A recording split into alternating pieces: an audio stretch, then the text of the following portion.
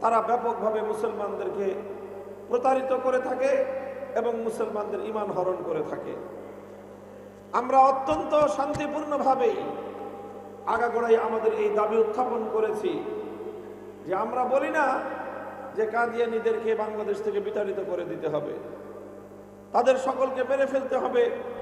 হিন্দু হয়ে যেরকম মুসলিম ধর্ম পরিচয় ধারণ করতে পারে না, খ্রিস্টান হয়ে যেরকম বৌদ্ধ ধর্ম পরিচয় ধারণ করতে পারে না, কাদিয়ানীরাও কোনোদিন ইসলাম ধর্মের পরিচয় ধারণ করতে পারে না।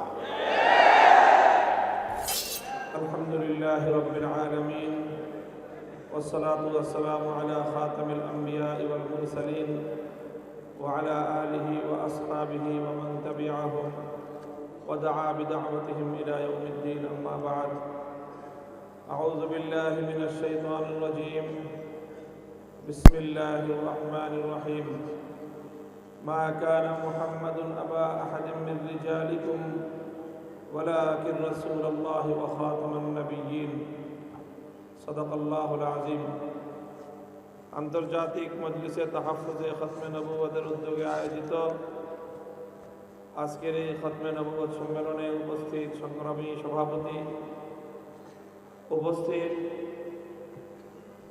খতমে নবুয়তের ধারক বাহক প্যারা নবী মুহাম্মদুর রাসূলুল্লাহ সাল্লাল্লাহু আলাইহি ওয়াসাল্লামের আশিক ও প্রিয় উম্মতেরা, এটা আমাদের জন্য অত্যন্ত দুঃখজনক বিষয় যে বাংলাদেশের মতো একটি মুসলিম দেশ, পৃথিবীর দ্বিতীয় বৃহত্তর সংখ্যাগরিষ্ঠ মুসলিম দেশ, এই বাংলাদেশে আলেম ওলামারা যত দীর্ঘকাল ধরে খতমে নবুয়তের সংরক্ষণের জন্য, রাষ্ট্রীয়ভাবে খতমে নবুয়তের হেফাজতের জন্য দাবি এবং আন্দোলন করে আসছে, দাবি জানায় আসছে, আমার মনে হয় কোনো একটি সুনির্দিষ্ট দাবিতে এত সুদীর্ঘ সংগ্রামের ইতিহাস বাংলাদেশে বিরল। আমরা সেই বাংলাদেশের স্বাধীনতা পরবর্তীকালে 1980-র দশক থেকে দেখে আসছি যে এই খতমে নবুয়তের দাবি নিয়ে ঢাকার রাজপথে ইমানদার রসুল প্রেমিক তৌহিদি জনতা আন্দোলন করে আসছে, দাবি জানায় আসছে। তাদের দাবি অত্যন্ত যৌক্তিক এবং এই দাবি পূরণের জন্য আন্তর্জাতিকভাবেই এর যে গ্রাউন্ড, এর যে বুনিয়াদ, সেটা প্রস্তুত হয়ে আছে। বিশ্বব্যাপী মুসলমানদের সর্ববৃহৎ যে platform organisation of Islamic countries, OIC, সে ওআইসিতে সেই 1990-এর দশকেই, 1980-র দশকে ওআইসিতে কাদিয়ানীদের অমুসলিম ঘোষণার বিষয়টি সকল মুসলিম দেশের পররাষ্ট্রমন্ত্রীদের, ধর্মমন্ত্রীদের সম্মিলিত সিদ্ধান্তে সকল মুসলিম দেশের ধর্মবেত্তা এবং সব ঘরানার সব মত পার্থক্যের ঊর্ধ্বে উঠে সকল মুসলমানরা কাদিয়ানীদের ব্যাপারে তাদের কাফের হওয়ার বিষয়ে ঐক্যমত পোষণ করেছে, ঘোষণা করেছে। এবং ওআইসিতে এ বিষয়টি ঘোষণা আকারে, বাগদাদ ঘোষণা হিসেবে এটি ঘোষিত হয়েছে। কিন্তু অত্যন্ত দুঃখ এবং পরিতাপের বিষয়, যখন আন্তর্জাতিক ফোরামগুলোতে ইসলাম বিরোধী কোনো নীতিমালা পাশ হয়, তখন আমাদের বাংলাদেশে সেই আন্তর্জাতিক ফোরামের দোহাই দিয়ে সেই নীতিমালাগুলোকে বাস্তবায়ন করার জন্য এদেশের এক শ্রেণীর মানুষ, সুশীল সমাজের নামে হোক, প্রশাসনিক কর্মকর্তার নামে হোক, রাজনীতিবিদের নামে হোক, তারা আদা জল খেয়ে মাঠে নেমে যায়। এর আগে আমরা দেখেছি নারী নীতিমালা নামে জাতিসংঘের প্রস্তাবিত চরম ইসলাম বিরোধী, বিতর্কিত এবং নারী নিবর্তনমূলক এই আইনকে নারী নীতিমালা নামে বাংলাদেশের উপর চাপিয়ে দেওয়ার পায়তারা চালানো হয়েছে। মুসলমানরা বুকের রক্ত দিয়ে সেই নারী নীতিমালার বিরুদ্ধে আন্দোলন এবং সংগ্রাম করতে হয়েছে। অজুহাত ছিল একটাই, যে বাংলাদেশ জাতিসংঘের সদস্য দেশ, সুতরাং জাতিসংঘের গৃহীত এই নারী নীতিমালা সেটা বাংলাদেশে অনুমোদন দিতে হবে, সেটা বাংলাদেশে কার্যকর করতে হবে। অথচ দুঃখজনকভাবে যখন খতমে নবুয়তের প্রসঙ্গ আসে, যেই খতমে নবুয়ত ওআইসিতে যার প্রতিষ্ঠাতা অন্যতম সদস্য হলো বাংলাদেশ, স্বাধীনতা পরবর্তীকালে 1972 সালে বাংলাদেশ সেই ওআইসির অন্তর্ভুক্ত হয়। বাংলাদেশ বিরোধী ভারতের চরম রক্তচক্ষুকে উপেক্ষা করে বাংলাদেশকে ওআইসিতে অন্তর্ভুক্ত হতে হয়েছে।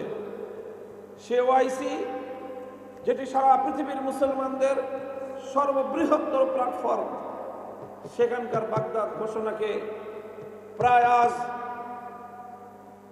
4 দশক অতিক্রান্ত হওয়ার পরেও, 40 বছর অতিক্রান্ত হওয়ার পরেও বাংলাদেশে রাষ্ট্রীয়ভাবে তার কোনো কার্যকারিতা আমরা দেখতে পাই না। মধ্যখানে শুধু একবার 2001 সালের পরে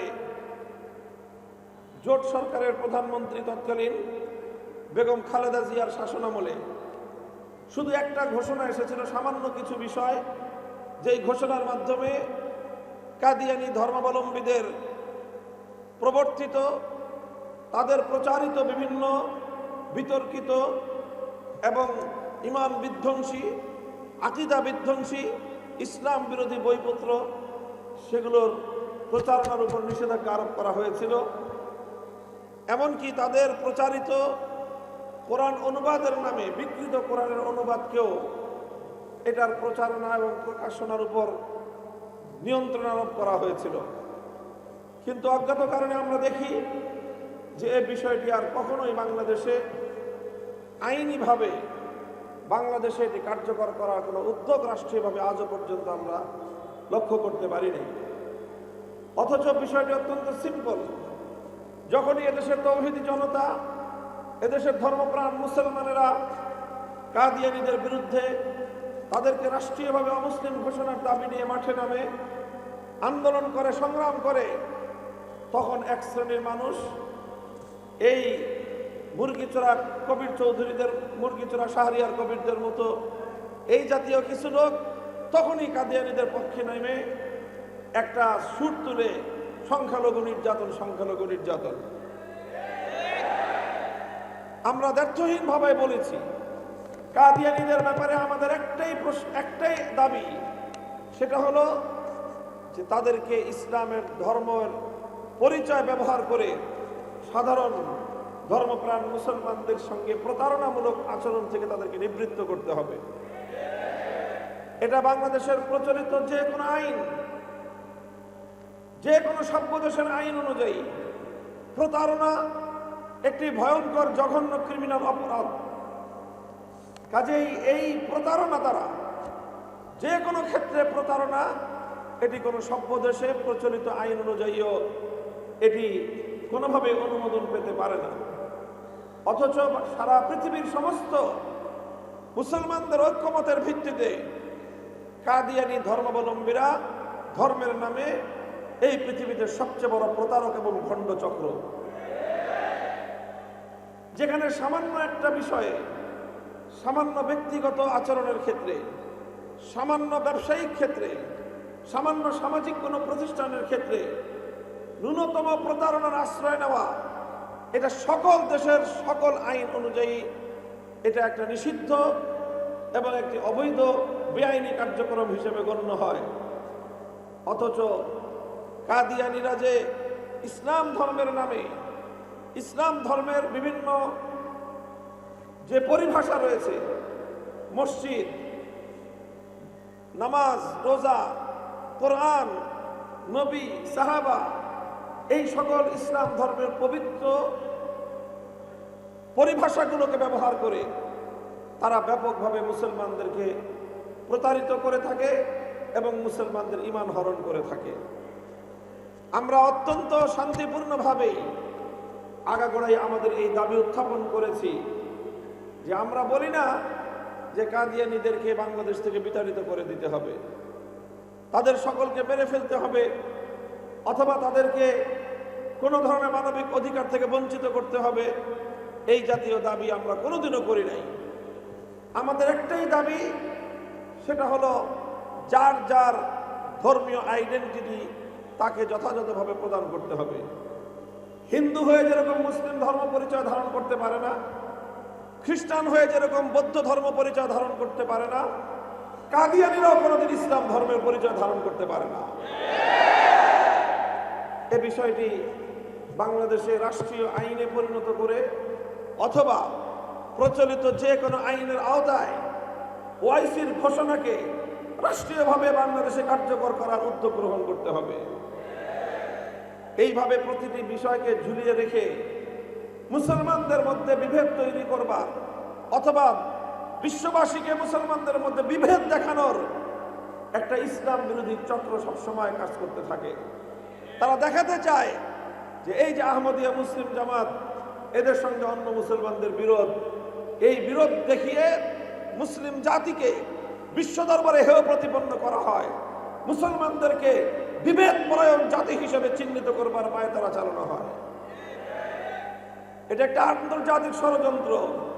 এই জন্য দেখা যায় যে কাদিয়ানীরা সংখ্যায় খুব নগণ্য হলেও এবং তারা উল্লেখযোগ্য কোনো হারে বাংলাদেশে গণ্য না হওয়া সত্ত্বেও আন্তর্জাতিক বিশ্ব, গোটা পাশ্চাত্য জগৎ সবসময় এই কাদিয়ানীদের ব্যাপারে সোচ্চার থাকে।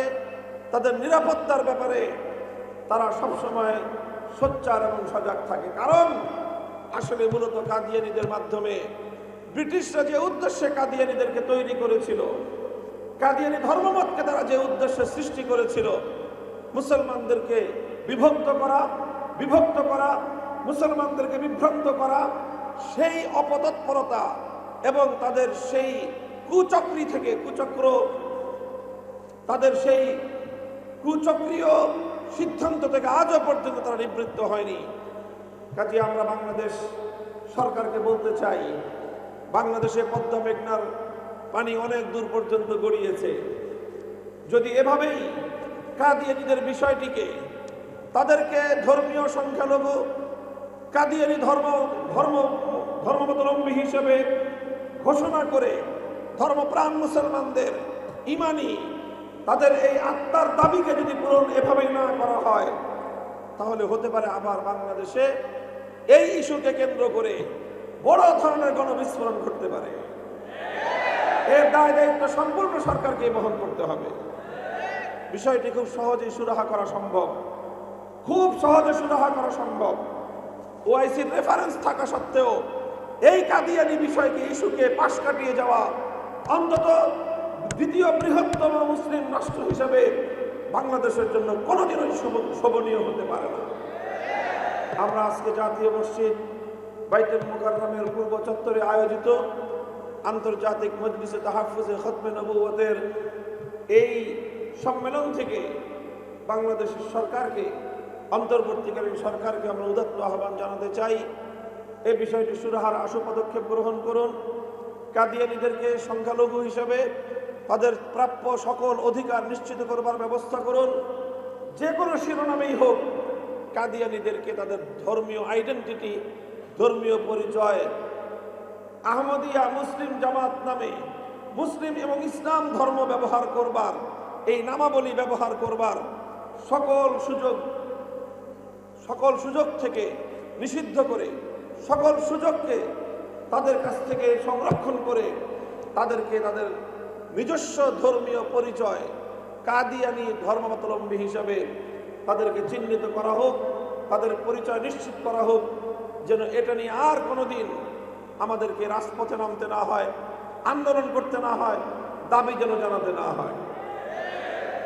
আমরা আশা করব যে এই বিষয়ে বর্তমান অন্তর্বর্তীকালীন সরকার, বিপ্লব পরবর্তী সরকার তার আন্তরিকতার সঙ্গে উদ্যোগ গ্রহণ করবে, ইসলামিক স্কলারদের মতামত দিবে, সারা পৃথিবীতে প্রয়োজন হলে তারা আবার নতুন করে যাচাই বাছাই করে ওআইসির সেই বলবৎ ঘোষণাকে তারা পর্যালোচনার মধ্যে এনে কার্যকর উদ্যোগ গ্রহণ করবে, সেই আশাবাদ ব্যক্ত করে আজকের এই সম্মেলনের সর্বাঙ্গীন সাফল্য কামনা করে বক্তব্য শেষ করছি। ওয়া আখিরু দাওয়ানা আলহামদুলিল্লাহি রাব্বিল আলামিন। আসসালামু আলাইকুম ওয়া রাহমাতুল্লাহ।